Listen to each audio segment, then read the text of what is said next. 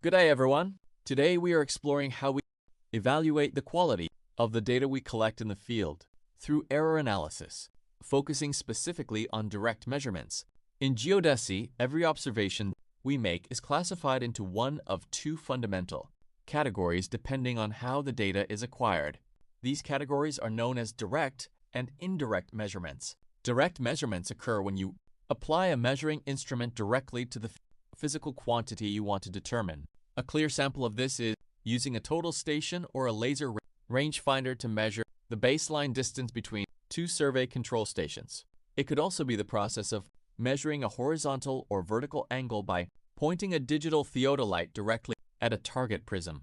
Indirect measurements come into play when the target value cannot be measured directly due to physical or logistical constraints. Instead, the desired value must be calculated mathematically using one of several direct measurements. A sample of this is calculating the orthometric height of a remote mountain peak using trigonometric leveling, where you measure the slant, distance, and vertical angle from a known benchmark, and then compute the height using trigonometry. The core of error analysis. No matter how advanced our surveying instruments become, no physical measurement is ever absolutely perfect. Every observation contains some degree of error, which we classify as random errors, systematic errors, or gross errors. To understand the reliability of our fieldwork, we must implement error analysis using both numerical summaries and graphical representations. Numerical representations provide us with exact, quantifiable metrics that define the mathematical precision of our data. These metrics give us hard numbers like the mean and standard deviation, which are crucial for formal reports. However, numbers alone can hide underlying patterns, which is why we rely on graphical representation as a visual diagnostic tool to immediately identify data, trends, or hidden anomalies. Numerical analysis. Position measures. To begin analyzing a raw data set numerically, we must first look at position measures, which help us understand the center and the boundaries of our data. Our sample dataset for this analysis consists of 20 independent distance observations, taken under identical environmental conditions. The very first step in analyzing this data is to sort all 20 observations in an ascending order. Once the data is sorted, we can easily identify the smallest and largest values in the dataset.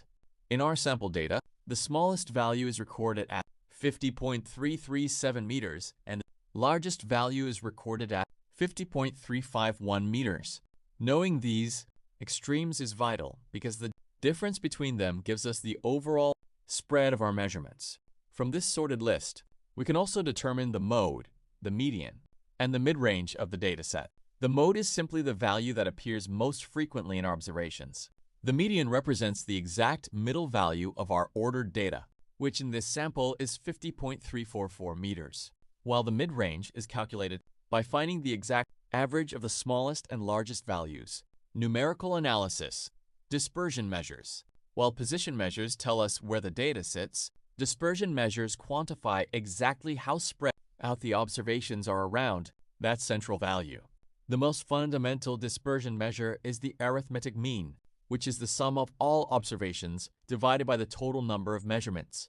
The mean serves as our most probable value, and for our sample dataset, it is calculated to be 50.344 meters. Once the mean is established, we calculate the residual for each individual observation. A residual is the mathematical difference between the sample mean and an individual measurement.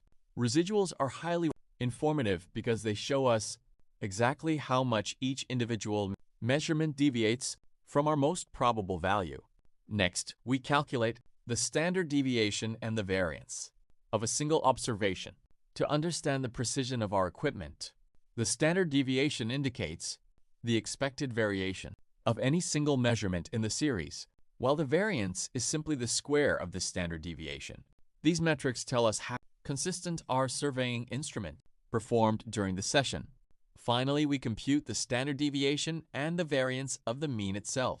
The standard deviation of the mean quantifies the precision of our calculated average rather than a single shot. It is important to note that this value decreases as the number of observations increases, meaning our calculated mean becomes more reliable the more data we collect. The power of graphical representations. Now that we have computed these exact numbers, we must address why graphical representations are absolutely necessary to appreciate the analysis procedure. Relying solely on numerical metrics can occasionally be misleading because different data patterns can produce identical means and standard deviations. Graphics allow a geodesist to visually inspect the health of a dataset in ways numbers cannot. Graphical representations allow us to instantly detect outliers, which are gross errors or blunders caused by equipment malfunctions or human mistakes. They also help us evaluate the true randomness of our errors. By plotting the data visually, we can quickly verify whether our errors are truly random or if a systematic drift is present due to changing weather conditions or instrument settlement. Visualizing the data. Scatter plots. Let us look at our first visual aid, which is the scatter plot of residuals included in your reference material. This plot maps our 20 consecutive observations chronologically along the horizontal axis, while the vertical axis displays the magnitude of the residuals in meters. A solid horizontal line is drawn across the center to represent the zero error line. When you look at this scatter plot, you can see that the purple data points are tightly clustered and bounce randomly above and below the zero line. There is no distinctive upward curve or downward slope visible from observation 1 to observation 20. This lack of a trend proves the absence of systematic drift, confirming that environmental factors remain stable during our session. Visualizing the data. Histograms. Our second visual tool is the histogram of distance observations, which groups our 20 measurements into 5 distinct bins. The horizontal axis represents the specific distance intervals in meters, while the vertical axis shows the frequency, which is the number of times a measurement fell within that specific bin. Looking at the histogram, the highest bar has a frequency of 7 and is perfectly centralized in the 50.344 to 50.346 meters bin, which aligns with our calculated mean. The bars on the left and right taper off in a symmetrical fashion. This classic bell-shaped behavior visually demonstrates that our dataset adheres to a normal distribution, confirming that our remaining errors are purely random. Conclusion. In conclusion, a complete geodetic error analysis requires a balance of both mathematical numbers and visual graphics. The numerical analysis gives us the exact metrics of precision needed for quality control and engineering specifications. Meanwhile, the scatter plot and histogram provide the visual proof that our data is free from systematic bias and human blunders, ensuring our final coordinates are reliable. That's all. Thank you.